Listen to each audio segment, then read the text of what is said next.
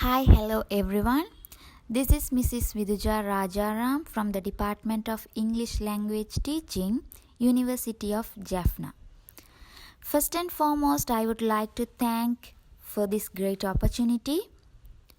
The topic of my presentation is generating ideas in the ESL writing classroom through collaborative learning, tertiary level.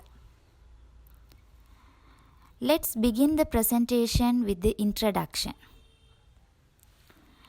In fact, as we all know that day by day there are many innovative methods are being introduced in ESL classrooms in order to encourage the active participation of the ESL learners.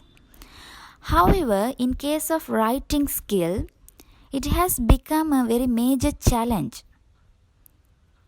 Actually, the reasons for this major challenge ranges from learners' lack of skill to present coherent ideas to write, their prejudice that they couldn't do it well, they don't have wide knowledge to build up a proper content, lack of vocabulary, grammatical problems, etc.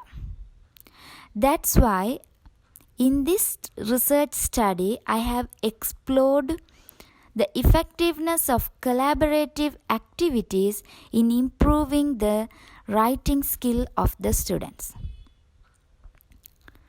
Now, let me tell about the methodology I have used in order to carry out this research. In fact, for this research purpose, I have chosen 40 samples from the second year science faculty students.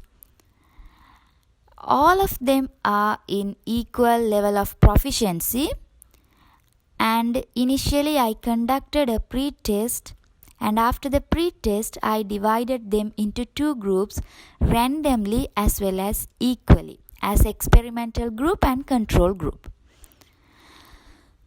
So the students of the experimental group were taught through collaborative learning activities, whereas the students in the control group were taught writing skill through traditional face-to-face activities.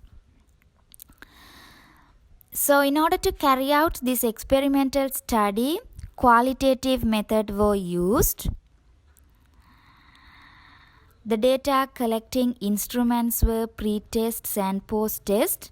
So in order to come to know the significant improvement on the experimental group, SPSS statistical package and paired sample t-tests were employed. So as a result of my study, I came to know that the experimental group improved a lot in their writing skill in compared with the control group. So here in my findings, the table 1 shows the existence of virtual difference between the means of experimental group in the pre-test and post-test. It is further emphasized by the paired sample t-test as well, where the significant value is less than 5, which means through collaborative learning, writing skill of the learners in the experimental group has been improved. On the other hand, table 2 shows the existence of virtual difference between the means of the control group in the pre-test and post-test. So here we could come to know that we couldn't have significant improvement through traditional face-to-face classroom activities in their writing skill. So through this research study, I came to know that learning writing in L2 requires proper guidance, instruction to organize ideas, facts and expressions as well as grammatical, idiomatic and orthographic accuracy. Therefore, the pre-writing techniques of brainstorming, making notes, writing a draft, discussion and interaction in group, editing, rewrite the edited draft, and proofreading have an immense role on the improvement of the experimental group. So, in conclusion, this research study portrays that collaborative learning is one of the best ways to generate ideas, convey the ideas appropriately, and improve the ESL writing skill of the learners. So, thank you for your patience for listening.